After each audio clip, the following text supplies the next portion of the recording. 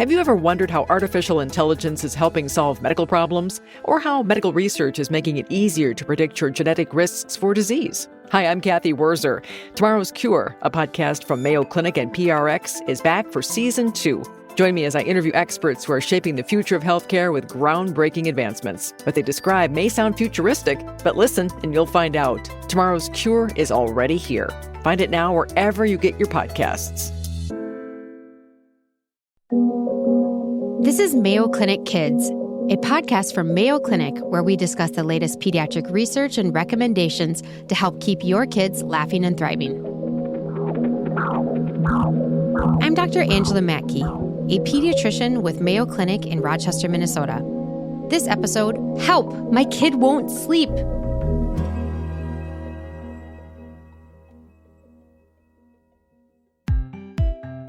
A lot of parents come to my office with concerns about their kids' hyperactive behavior or difficulty concentrating in school.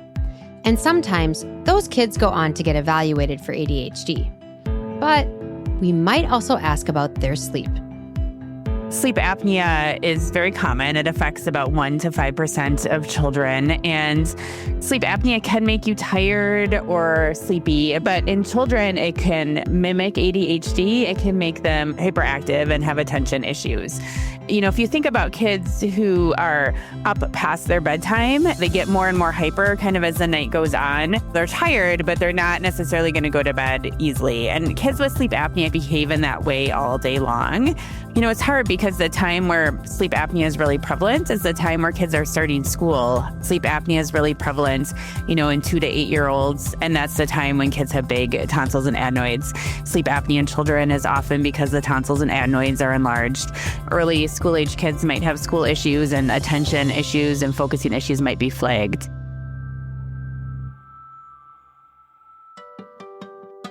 Parents and caregivers are acutely aware of the importance of a good night's rest. Kids, on the other hand, sometimes need a little or a lot of convincing. According to recent estimates, 37% of kids between 4 months and 5 years of age don't get enough sleep. And when it comes to teenagers, 77% of high school students aren't getting enough. Staying in bed and closing your eyes sounds easy. But with busy schedules and glowing screens, getting quality rest is hard. So how do you tell if your kid's sleeping enough? And if your kid's having sleep issues, when should you talk to your pediatrician? To tackle our biggest bedtime issues, we're talking with Dr. Julie Baughn. Julie is a pediatric sleep medicine specialist at Mayo Clinic in Rochester, Minnesota, who helps caregivers and kids figure out how to catch some quality Z's.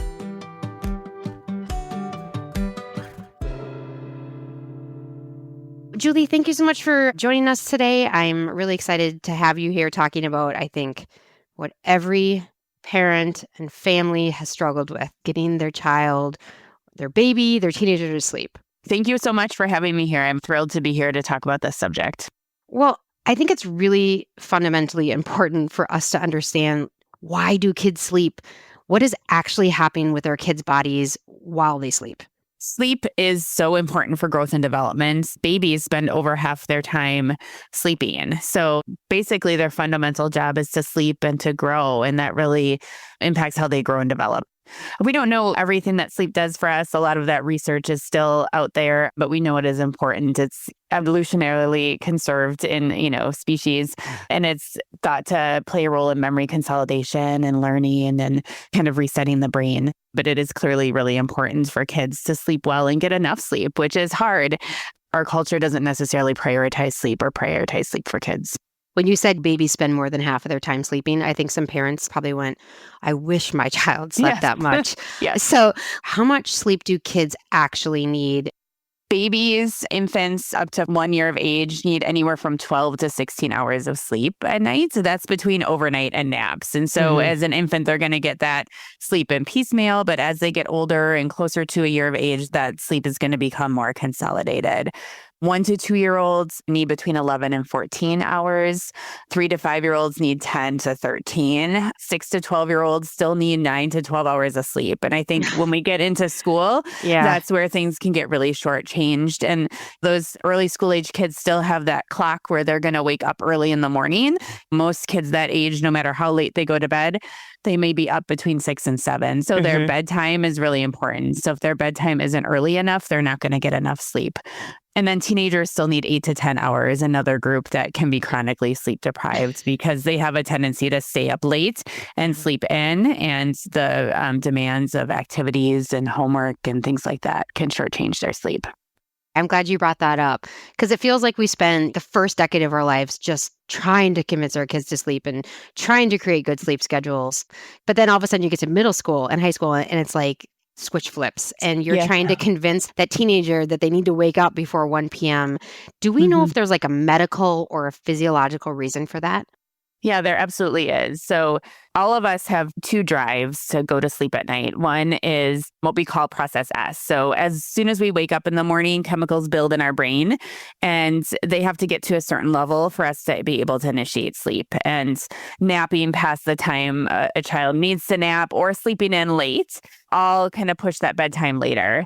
And then we also have the circadian rhythm, which is that ebb and flow of energy throughout the day. It's where we all get a little bit drowsy after lunch.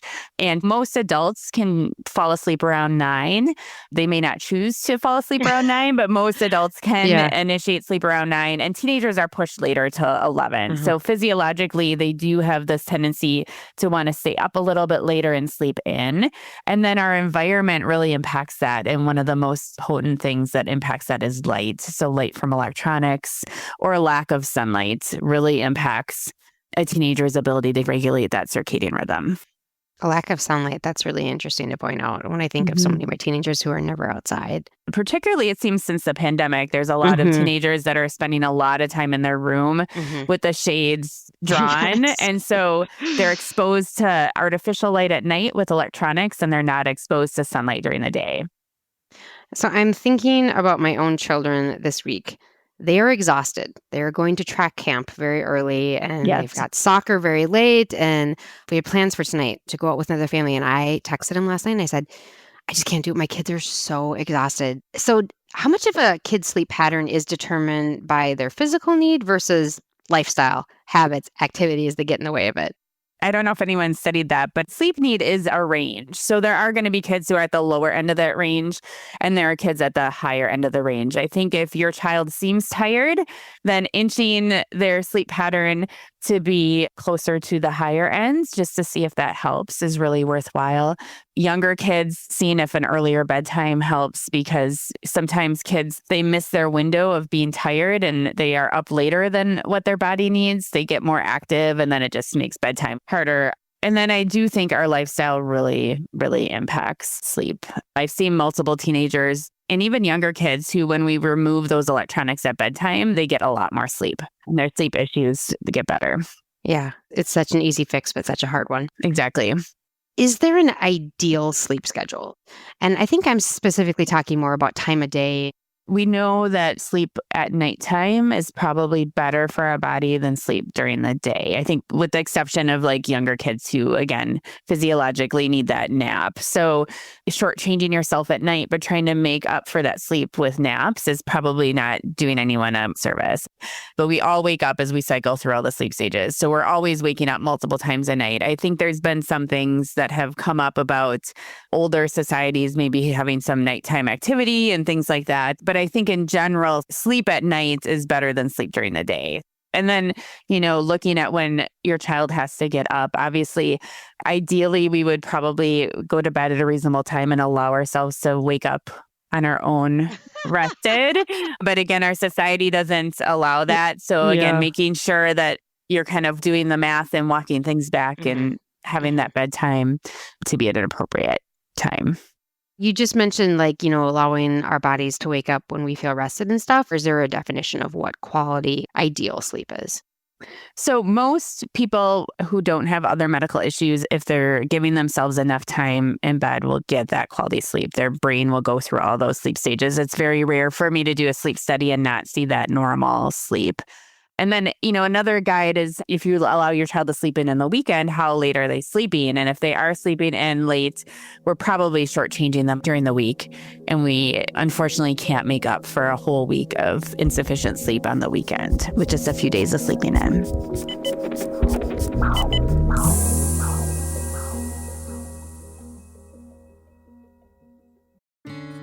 Pregnancy is an important time in our lives, full of thrills, unknowns, critical decisions, and big celebrations. You don't have to navigate any of those moments alone. In the book, you'll get the latest expertise from Mayo Clinic specialists, month-by-month chapters, milestones to watch for, and key steps in your prenatal care. Get your copy of Mayo Clinic Guide to a Healthy Pregnancy today at mcpress.mayoclinic.org and use code KIDS for 10% off your order. That's KIDS for 10% off your order.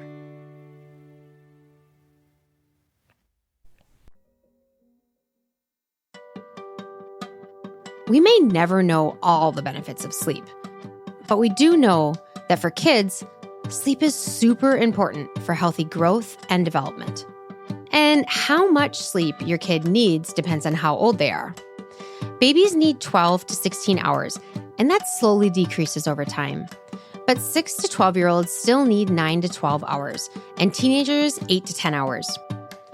Some kids will fall on the shorter end of those ranges, and some on the longer end. If you're not sure where your kid falls, try moving their bedtime and see if you notice a difference. But timing is important too.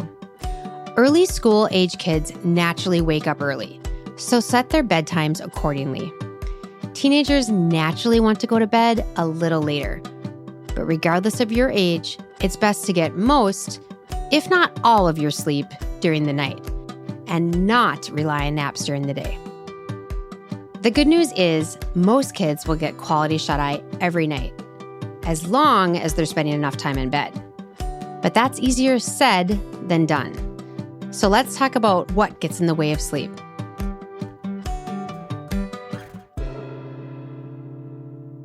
Is there a specific clinical definition or threshold for sleep deficiency, aka not getting enough sleep? I think if you're less than these recommended ones, and then certainly having daytime dysfunction with it. And there can be many reasons for lack of sleep. Insomnia and just difficulty sleeping can impact things. So what are the potential risks or negative effects of short-term or even long-term sleep deficiency and not getting enough sleep? That's all going to depend a little bit on your age. Younger kids, we're going to see issues with growth and development. Older kids, we're going to see school issues. And older adolescents, we might see sleepiness during the day. There's certainly concern with driving and falling asleep at the wheel. The studies in adults have shown that sleep deprivation leads to very similar effects of like alcohol consumption. When I translate that in kids, I see it as kind of that disinhibition of attention and focusing. They can't focus. They can't pay attention. There's more behavior issues. It puts a huge stress on the whole family. When the kids aren't sleeping, the parents aren't either. And so it can be kind of a vicious cycle. It really, really is. You know, sometimes sleep deficiency, like we talked about, is habits and lifestyle and overscheduled routines with families. But sometimes there's actually a medical condition or an organic cause that's going on. What are some of the common sleep conditions that you are diagnosing and treating in your sleep center? So very commonly we see what we call behavioral insomnia of childhood. So that's kind of normal sleep issues that can crop up because of different developmental things that occur in childhood. So for instance, if your infant has always nursed or been rocked to sleep, they may wake up frequently and expect that nursing and rocking, leading to sleep deprivation for everyone. And then older kids will test limits. So they'll have what we call curtain calls where they're asking for one more drink of water, one more kiss. Older kids can have limit setting issues around electronics, and that can cause sleep deprivation. So that's very common. Other special populations, like kids with ADHD, while we talked about how sleep apnea can look like ADHD, kids with ADHD often have trouble focusing at bedtime. And so bedtime is a difficult time, and they may have difficulty going to sleep or staying asleep. And sometimes they require less sleep than what is typical.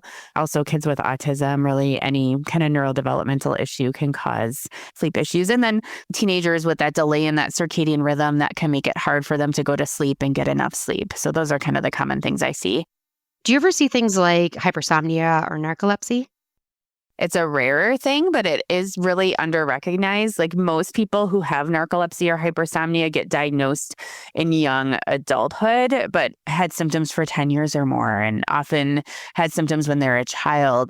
So if your child is falling asleep during the daytime, kind of after the time of napping, you really need to bring that to your pediatrician's notice and get evaluated for a sleep issue. Now, most commonly, it's going to be not enough sleep at night, but it is very easy to miss. And often kids with narcolepsy, they can also look like they're having focusing issues.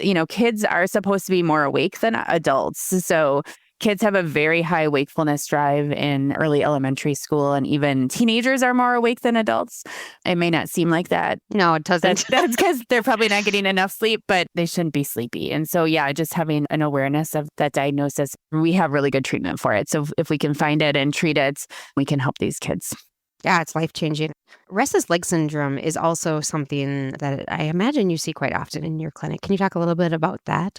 So restless leg syndrome is an urge to move the legs that usually occurs only in the evening, or it's worse in the evening. And when you move your legs, it feels better.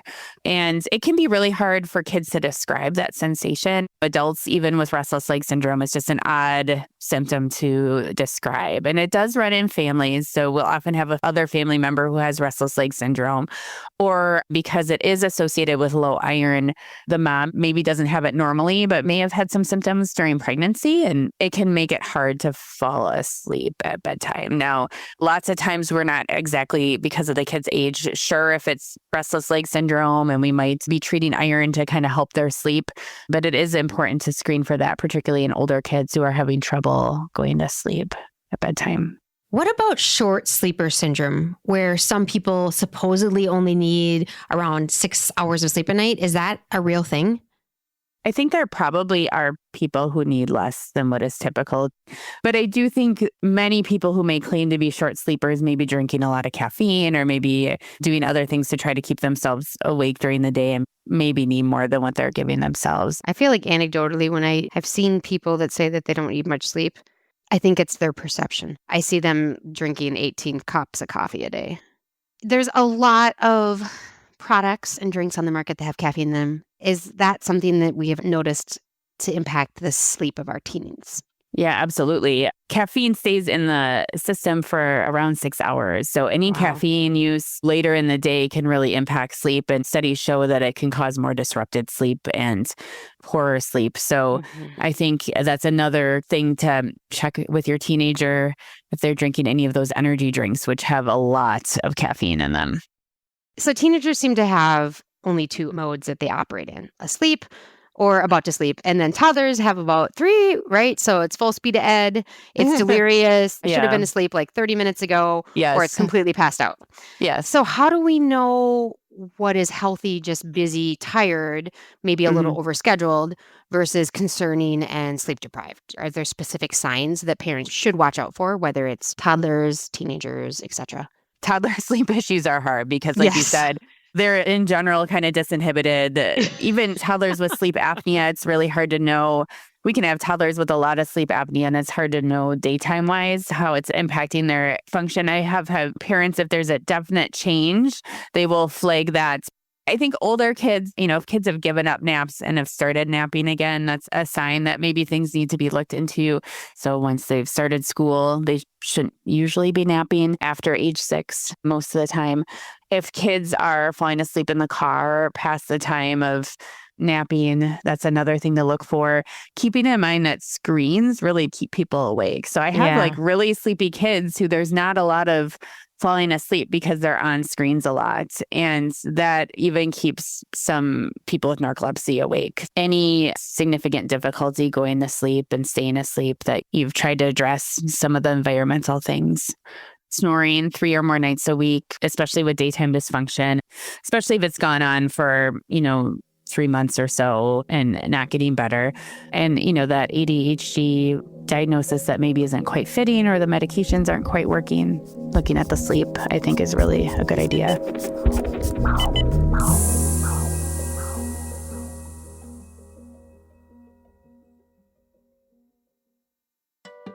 So if you're wondering if your kid's getting enough sleep, look for the signs of daytime dysfunction. Is their growth and development on track? Are they having issues at school? Are they tired all the time? Or on the flip side, totally disinhibited? These are the signs to take a closer look at their sleeping habits. Some childhood sleep conditions are fairly typical, like behavioral insomnia, testing limits at bedtime, sleep apnea, or sleep issues related to neurodivergence. But there are less common issues like narcolepsy or restless leg syndrome. It can be really hard to figure out when to talk to a doctor. But if your older kid is napping frequently, your kid is snoring, or you're noticing other issues you can't trace back to environmental things like screens or caffeine, it's a good idea to bring it up with your pediatrician. It might feel like you have no control over how your kid sleeps on any given night, but there are some things we can do to set kids up for slumber.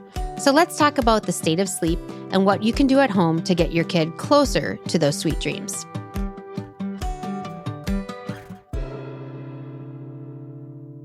Do we know how American kids are doing with sleep these days? Is it getting better? Is it getting worse? I guess I haven't seen recent data. I know in general, teenagers are sleep deprived, and sleep deprivation in teenagers is linked pretty closely to mental health issues. We know that mental health is a huge issue right now for adolescents. We have seen a huge increase in the amount of hours spent on screens over the past decade in teens, and I do wonder if that is affecting it. The average teenager in the United States spends anywhere from 7 to 8 hours on screens per day. 7 to 8 hours. And you know what? You and I are probably even higher, right? But, they're doing different screen stuff. They're on YouTube constantly and TikTok and all those different things.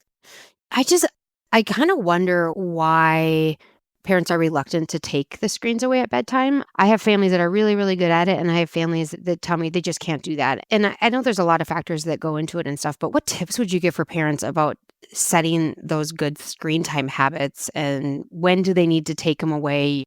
I mean, at least an hour before bedtime is what is recommended.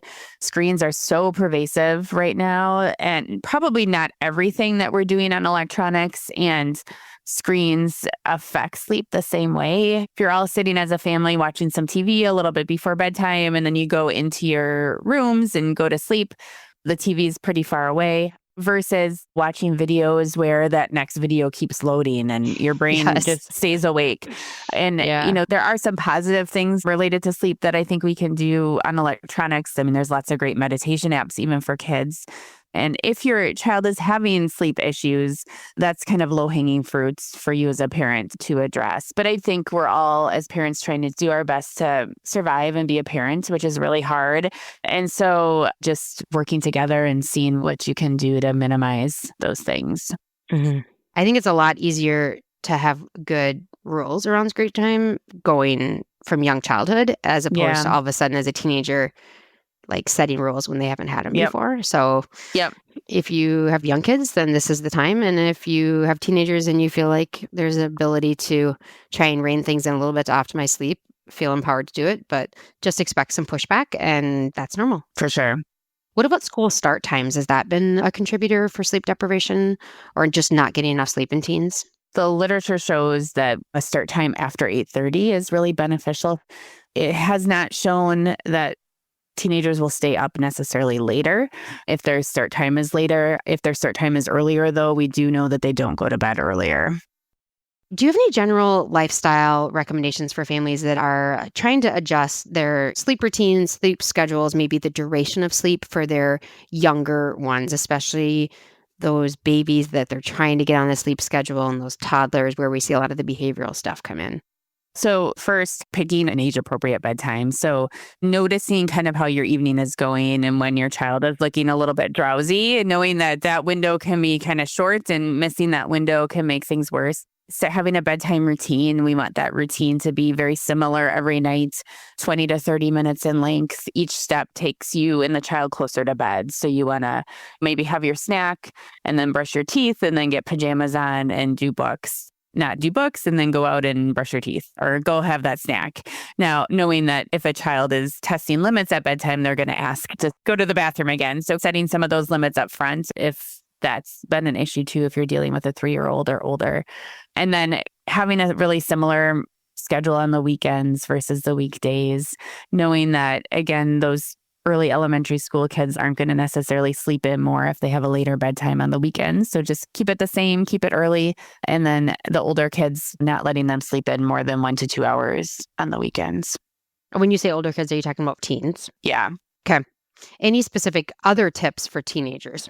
I think electronics, again, are huge. Setting limits, even around staying up late for homework and activities. And obviously, I'm biased. I'm a sleep doctor, but we all have to prioritize our sleep. It's really important to make choices that prioritize our sleep and get us in bed early. A common thing that you will hear people sometimes even bragging about in high school, college is pulling all-nighters, right? Yes, To study. yes. What does the research say about that? Does that actually help you perform better or not? I would say no, but I don't know that I know of studies. I know it's considered a badge of honor, particularly as you move in higher education. But I would say that if you're staying up late and shortchanging yourself on sleep, likely your studying is not as efficient or productive, and it becomes kind of this cycle. And so prioritizing your sleep, getting in bed helps your brain learn and consolidate all of those things that you're learning. And so I'm not a fan of all-nighters. I never ever did one. I always went to bed and then I'd rather get up early and refresh my memory with the knowledge before I took my test. So, yeah. Yeah. Should parents be tracking their kids' sleep? I would say no. Most people do not need to ever target their sleep. And particularly if you have insomnia and you start tracking your sleep, that can actually make you have more anxiety around sleep. So most people don't need to be tracking their sleep. There's a lot of trackers now of sleep that are looking at light and deep sleep. And many of the technology is proprietary, so we don't know exactly what they're measured. But when we've measured that against some of our sleep studies and some of our sleep measurements, the light and deep sleep probably isn't accurate. So I wouldn't be too worried if you're tracking your sleep or tracking your child's sleep and it's telling you that there's not enough deep sleep or not enough light sleep or too much light sleep. That may not be accurate, but the time in bed is probably pretty accurate. Another really hot button issue is melatonin. Is it safe to use? And if so, when are the times that it is safe to use it? It's hard. Melatonin isn't regulated. It's a supplement. So we've had a bunch of studies recently that have looked at different brands of melatonin and found a lot of inconsistencies between what was on the package and what was in the form. So trying to look at third-party testers like consumer labs or brands that are a little bit more reputable. I think the literature shows that short-term use in most kids is probably safe. Mm-hmm. And that long-term use has been looked at in ADHD and autism and is probably safe. But most children don't need melatonin and probably shouldn't use it. And if it's used, it should be used for a short time. That leads to what are some other non-pharmacological things that kids can use to help fall asleep? A stuffy, a blanket, meditation. What kind of things do you think that are just helpful tips for parents? So once a child is after 12 months of age and can have things in the crib, introducing a transition object that they go to bed with can be really helpful with sleep. Some kids won't pick that themselves, and you kind of have to pick it for them and reinforce it, and they have to go to bed with something that can be easily washed, I would say, and is easily replaceable. And then again, it's that bedtime routine. Meditation is great for everyone, probably. And fortunately, there's lots of apps that have free meditation for kids or meditation stories and kind of a way to wind down as part of your routine. And then exercise and activity. We all sleep better if we are getting outside, getting exposed to sunlight. Exercising in the morning can help you fall asleep earlier.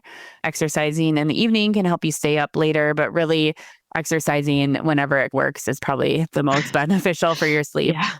One last question for you. I talked about some of the other things that are targeted towards parents, but one of them made a lot of news was those weighted blankets for infants. Is that something you would recommend or not? I would not. I don't think that follows safe sleep practices. I don't think it's been studied, but infants should be placed on their back to sleep. And I think having something weighted on them it could potentially be a dangerous thing. I think there's a lot of things marketed for infants that haven't been tested, and there's been things that have been recalled. So just being careful and talking to your pediatrician about some of those new things, because most of them aren't tested for safety, I don't believe. No, and then often the U.S. Consumer Product Safety Commission ends up recalling them. So just keep it simple, right? I always did sleep sacks where I didn't have to worry about blankets suffocating and things like that. Nothing else really in the crib. I always tell my patients they should be the cutest thing in the crib. Yes, I agree. I like that.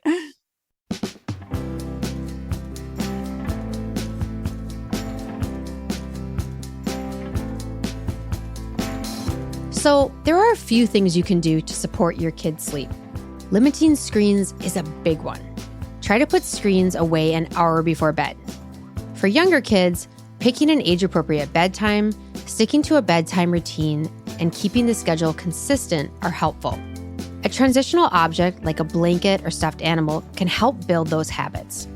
When it comes to teens, try to limit screen time before bed and teach them to prioritize sleep. And kids of all ages can benefit from sunlight, exercise, and activity during the day. There are a lot of things out there marketed to help kids sleep, but not all of them are tested. If you're thinking about trying something new, talk to your pediatrician about whether it's a safe choice for your kid. That's all for this episode, but if you have a question or a topic suggestion, you can leave us a voicemail at 507-538-6272. We might even feature your voice on the show. For more Mayo Clinic Kids episodes and resources, check out our website at mayoclinic.org/kids. And if you found this show helpful, please subscribe and make sure to rate and review us on your podcast app. It really helps others find our show. Okay, thanks for listening.